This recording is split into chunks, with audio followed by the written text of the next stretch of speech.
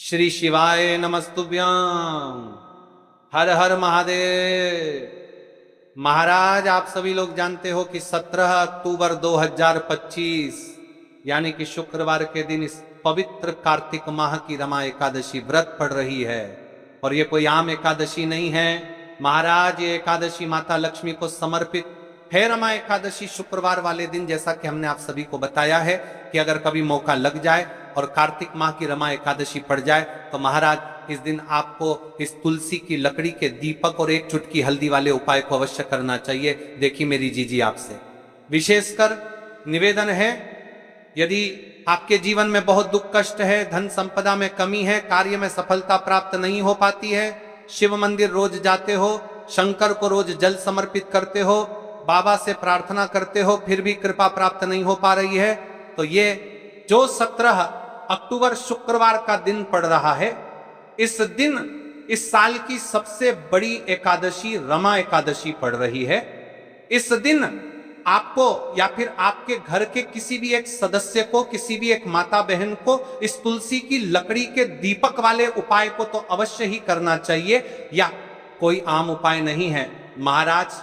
रमा एकादशी माता लक्ष्मी को समर्पित है और इसके अगले दिन धनतेरस है, यानी कि कुल मिलाकर आपके जीवन में ऐसी समस्या है कि पैसा हाथ में आता तो है लेकिन ठीक नहीं पता है, हाथ में आते से ही चला जाता है, तो महाराज ये उपाय केवल स्थायी लक्ष्मी के वास्ता है।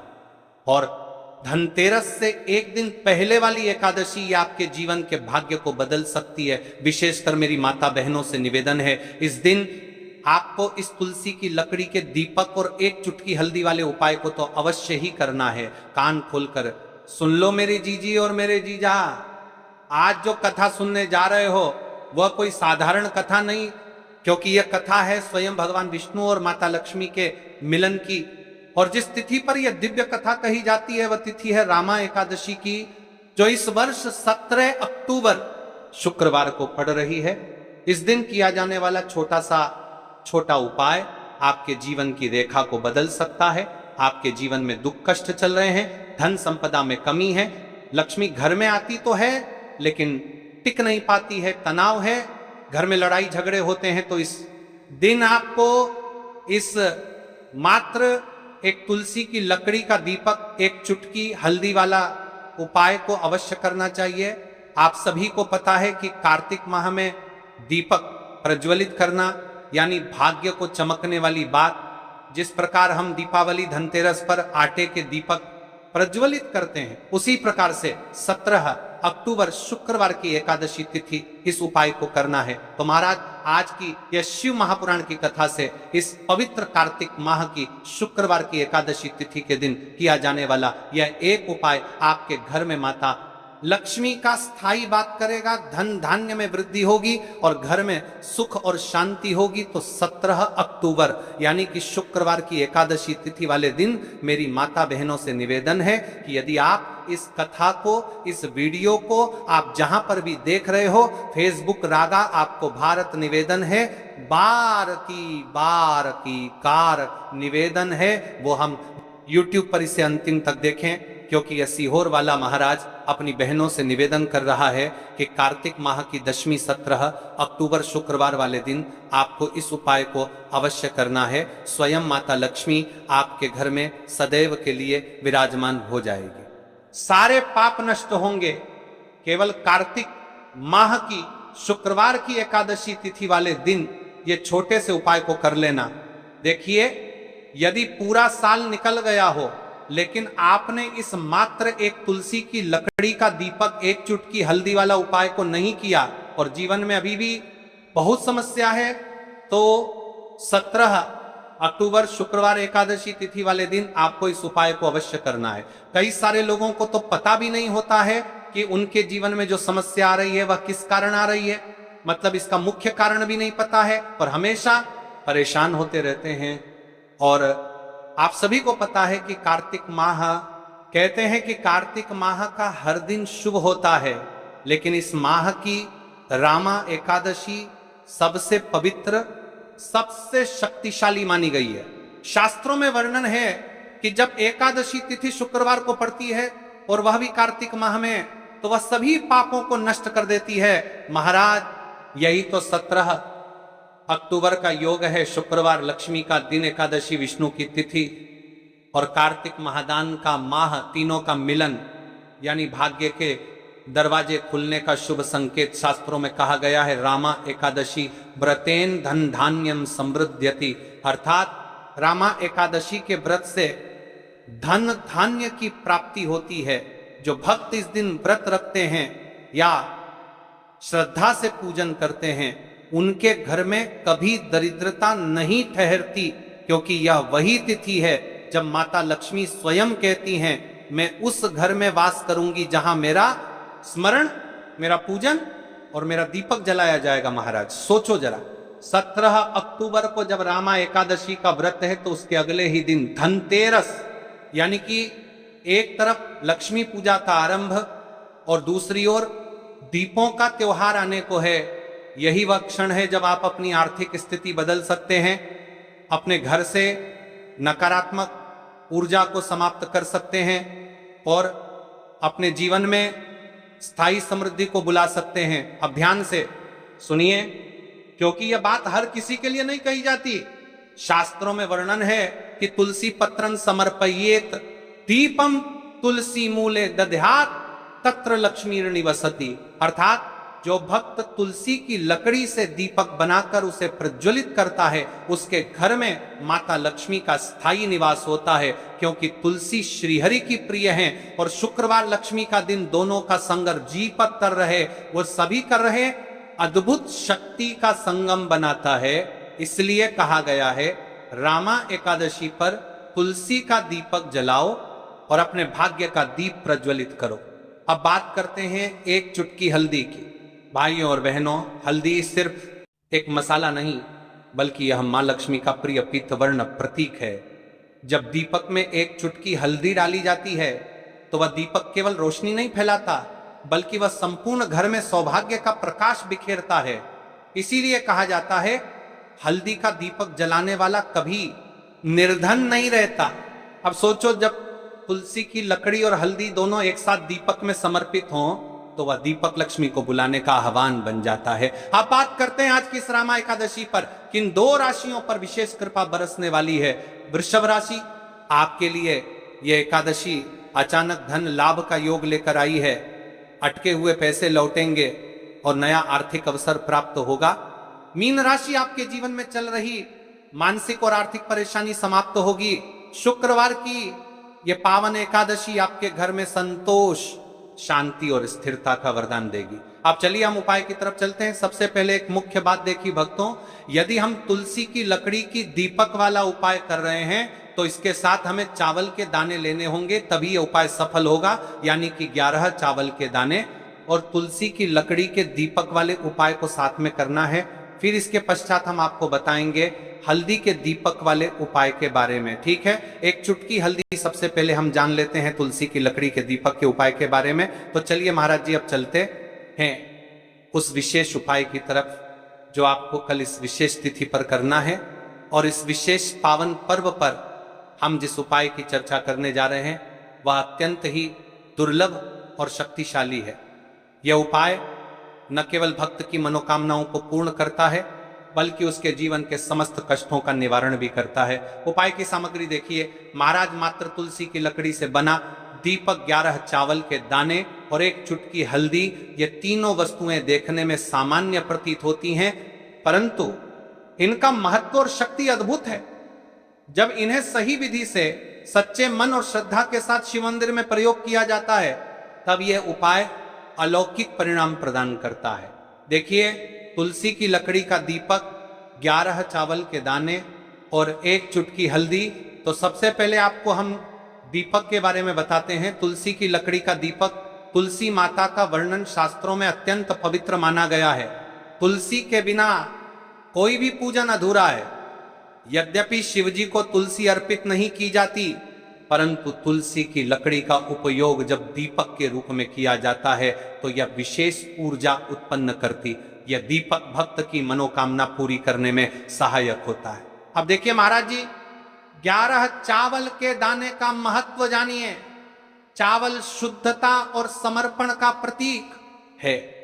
हर दाना अखंडता और पूर्णता का द्योतक है। जब 11 चावल शिवलिंग पर अर्पित किए जाते हैं तो यह 11 इंद्रियों का नियंत्रण और शुद्धिकरण करता है। मात्र एक चुटकी हल्दी, हल्दी माँ भगवती का प्रिय है और यह सौभाग्य, आयुर्वेद और पवित्रता का प्रतीक है। शास्त्रों में कहा गया है कि जहां हल्दी का प्रयोग होता है वहां मां लक्ष्मी का वास होता है। इसीलिए जब इस हल्दी का प्रयोग शिव मंदिर में किया जाता है तो यह शिव शक्ति और लक्ष्मी दोनों की कृपा प्रदान करता है। कई सारे लोग प्रश्न करेंगे कि महाराज जी, ना ही शिव जी को तुलसी समर्पित कर सकते हैं और ना ही इस उपाय को किया जाता है। तो देखिए, इस उपाय को आपको शिव मंदिर की चौखट पर करना है। ये जो दीपक हम प्रज्वलित करेंगे ये शिव मंदिर की चौखट पर करेंगे। तुलसी का संबंध आध्यात्मिक शांति, मानसिक स्थिरता और रोग नाश से है। जब तुलसी की लकड़ी का दीपक जलता है तो घर या मंदिर के आसपास की नकारात्मकता तुरंत दूर हो जाती है। तो देखिए महाराज जी, आपको इस तुलसी की लकड़ी के दीपक के बारे में हम आपको सबसे पहले बताते हैं। हालांकि आपके तीनों उपाय को साथ में ही करना है, लेकिन सबसे पहले और प्रथम तुलसी की लकड़ी का दीपक। तो देखिए, तुलसी की लकड़ी प्राप्त करना, यदि घर में तुलसी का पौधा है तो उसकी जड़ के पास की नरम लकड़ी लेनी है।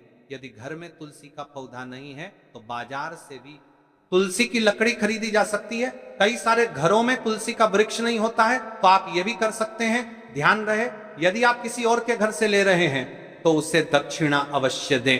बिना दक्षिणा के तुलसी लेना अशुभ माना जाता है। लकड़ी को तैयार करना, तुलसी की लकड़ी को छोटे टुकड़े में काटकर उसकी बत्ती बनानी है। उस बत्ती पर कपास रुई लपेटना है ताकि वह दीपक में ठीक से जल सके। अब यहां पर महाराज जी, कई सारे लोग प्रश्न करते हैं कि दीपक हमें आटे का लेना है या फिर हमें दीपक मिट्टी का लेना है। तो देखिए, आपको मिट्टी का दीपक का प्रयोग करना है क्योंकि हम तुलसी के लकड़ी के दीपक वाला उपाय कर रहे हैं। ठीक है, दीपक केवल मिट्टी का होना चाहिए। पीतल, कांसे या किसी और धातु का दीपक इस उपाय में उपयोग नहीं करना। मिट्टी का दीपक धरती तत्व का प्रतिनिधित्व करता है और यह शिव पूजन में सबसे उत्तम माना जाता है। अब देखिए महाराज जी, हमें तेल का किस प्रकार प्रयोग करना है। तो देखिए, तेल का प्रयोग इस दीपक में तिल का तेल या घी का प्रयोग करें। तिल का तेल पापों का नाश करता है और घी समृद्धि व शांति का वास कराता है। अब कई सारे लोग प्रश्न करते हैं कि महाराज जी, आपने हमें ये तो बताया ही नहीं कि कितने दीपक का उपाय करना है, आखिर दीपक कितने बने हैं। तो देखिए, कितने दीपक जलाने चाहिए। यदि समस्या बहुत बड़ी है, जीवन में गहरा संकट है, तो 5 दीपक जलाने चाहिए। यदि सामान्य कामना है तो 1 दीपक भी पर्याप्त है। हर दीपक जलाते समय यह भावना रखें कि हे भोलेनाथ, यह दीपक मेरी अंधकारमय जीवन राह को प्रकाशमय करे। जेके महाराज जी, तुलसी के लकड़ी के दीपक वाला उपाय है, यह कोई साधारण उपाय नहीं है। तो आपको अब देखिए महाराज जी, हम बात कर लेते हैं 11 चावल के दाने वाले उपाय के बारे में। ठीक है, 11 चावल का धार्मिक महत्व। महाराज जी, चावल अन्न केवल भोजन का साधन नहीं है, बल्कि इसे पूर्णता, शुद्धता और अखंडता का प्रतीक माना गया है। वेदों और पुराणों में अन्न को अन्न देवता कहा गया है। अन्नम ब्रह्मेति व्यजानात्, यह उपनिषद का कथन है, अर्थात अन्न स्वयं ब्रह्म है। इसीलिए जब भक्त शिवजी को चावल अर्पित करता है तो वह केवल एक दाना नहीं चढ़ाता, बल्कि अपनी आत्मा और जीवन का समर्पण करता है। अब सबसे महत्वपूर्ण प्रश्न उठता है कि 11 चावल ही क्यों शास्त्रों में कहा गया है कि मनुष्य के शरीर में 11 इंद्रियां होती हैं। जब भक्त 11 चावल के दाने शिवजी को अर्पित करता है तो वह अपनी 11 इंद्रियों को भगवान को समर्पित करता है। यह समर्पण साधक के भीतर शुद्धि और संयम लाता है। अब देखिए महाराज जी, चावला के दाने कहां से लेने हैं, कैसे लेने हैं, इस बात पर चर्चा कर लेते हैं। क्योंकि कई सारे लोगों को मन में यह भी प्रश्न रहता है, घर में रखे चावल का प्रयोग किया जा सकता है, चाहो तो दुकान से भी ले सकते हो। ध्यान रहे, चावल अखंड और शुद्ध होने चाहिए। टूटे हुए दाने अशुभ माने जाते हैं। 11 दानों को अलग करके छोटे डिब्बे या पुड़िया में सुरक्षित रखना है चावल अर्पण की विधि।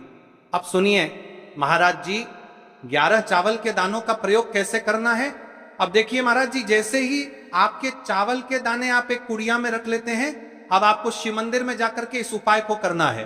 तो देखिए, आप एकदम स्वच्छ जल से नाहट होकर के शिव मंदिर पहुंचे और आपको इस मंदिर की गोरी गोरी है, उपाय को करना है।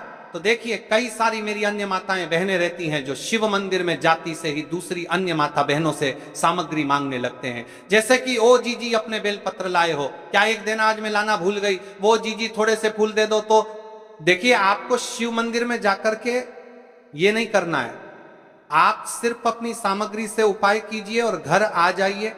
ठीक है, जब मंदिर जाएं, सबसे पहले शिवलिंग पर गंगा जल या शुद्ध जल चढ़ाएं, नमः शिवाय का जप करते हुए शिवलिंग का ध्यान करें। अब सबसे पहले एक चावल का दाना गणेश जी के स्थान पर अर्पित करें, क्योंकि गणेश जी बिना हर कार्य अधूरा है। इसके बाद शेष 11 दानों को दूर पर रहा है, एक एक करके शिवलिंग पर अर्पित करें। हर दाना चढ़ाते समय मन में एक एक प्रार्थना करें, जैसे पहला दाना है शिव, मेरे जीवन से रोग दूर करो। दूसरा दाना है महादेव, मेरे घर में सुख समृद्धि लाओ। तीसरा दाना है भोलेनाथ, मेरे संतानों को रक्षा दो। चौथा दाना, मेरे व्यवसाय नौकरी में सफलता दो। पांचवा दाना, मेरे परिवार में एकता बनी रहे। इसी तरह हर दाने पर अपनी मनोकामना रखनी है, भावनाओं की शक्ति। महाराज जी, ये ध्यान रखना बहुत जरूरी है कि चावल अर्पण करते समय मन शुद्ध होना चाहिए। अगर चावल चढ़ाते समय मन में संदेह होगा तो उपाय फल नहीं देगा, लेकिन यदि दानों को अर्पित करते समय हृदय से प्रार्थना होगी तो भगवान शिव तुरंत सुनेंगे। चावल का आध्यात्मिक प्रभाव, चावल का रंग सफेद है, यह शांति और पवित्रता का प्रतीक है। जब सफेद चावल शिवलिंग पर चढ़ाए जाते हैं तो यह साधक के जीवन से अज्ञान और अशांति को मिटाकर ज्ञान और सुख प्रदान करता है। 11 दाने सामूहिक रूप से पूर्णता का भाव लाते हैं। प्रत्येक दाना चढ़ाते समय यह मंत्र बोल सकते हैं, ओम त्र्यंबकम यजामहे सुगंधिम पुष्टिवर्धनम उर्वारुकमिव बंधनान मृत्युर्मुक्षीयमामृतात्, या केवल ओम नमः शिवाय का जाप भी पर्याप्त है। उपाय करते समय अनुभव, जब भक्त एक एक चावल का दाना अर्पित करता है तो वह अनुभव करता है कि उसका हर बोझ, हर कष्ट शिव जी को सौंप रहा है। हर दाना एक प्रतीक है दुख का बोझ हटाने का और सुख का द्वार खोलने का। अब देखिए महाराज जी, हम बात कर लेते हैं एक चुटकी है हल्दी के बारे में, यानी एक चुटकी हल्दी के उपाय के बारे में। तो देखिए, हल्दी का धार्मिक महत्व महाराज जी, हल्दी केवल रसोई की सामग्री नहीं है, यह भारतीय संस्कृति, आयुर्वेद और अध्यात्म तीनों का अभिन्न अंग है। हल्दी को संस्कृत में हरिद्रा कहा गया है। हरिद्रा शब्द का अर्थ है जो हर ले, रोग और अशुभता को दूर कर दे। शास्त्रों और पुराणों में हल्दी को मां लक्ष्मी का स्वरूप माना गया है। जहां हल्दी होती है वहां समृद्धि, सौभाग्य और सकारात्मक ऊर्जा का वास होता है। शादी ब्याह जैसे मंगल कार्यों में हल्दी का प्रयोग इसी कारण होता है। हल्दी को सर्वरोगनाशिनी कहा जाता है। यह शरीर की प्रतिरोधक क्षमता बढ़ाती है, मन को शुद्ध और शांत करती है और रोग शोक को दूर करती है। आध्यात्मिक, एक कटोरी में हल्दी लीजिए और इस हल्दी से अपने घर के कुछ मुख्य द्वार पर या फिर कुछ मुख्य स्थान पर स्वास्तिक का निर्माण कीजिए। स्वास्तिक ये लक्ष्मी का आवाहन करता है, इससे घर की सारी नकारात्मक ऊर्जा का नाश होता है और स्थायी लक्ष्मी का वास होता है। जैसे पहले स्वास्तिक जहां आप धन रखते हो, दूसरा स्वास्तिक शिव मंदिर में, तीसरा स्वास्तिक अपने घर के मुख्य द्वार पर, चौथ स्वास्तिक अपने घर की तुलसी कुंड में। इस प्रकार से आपको इस उपाय को करना है।